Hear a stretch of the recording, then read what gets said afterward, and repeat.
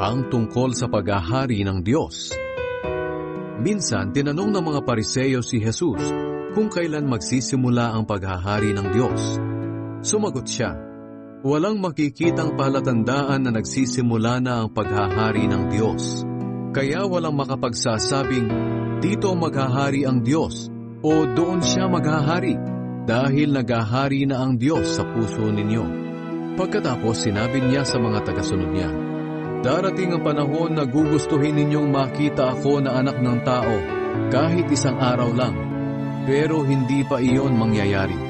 May mga magsasabi sa inyo, naroon siya o nandito siya. Huwag kayong sasama sa kanila para hanapin ako. Sapagkat ako na anak ng tao ay babalik na tulad ng kidlat na nagliliwanag sa buong kalangitan. Ngunit kailangan muna akong dumanas ng maraming hirap at itakwil ng henerasyong ito."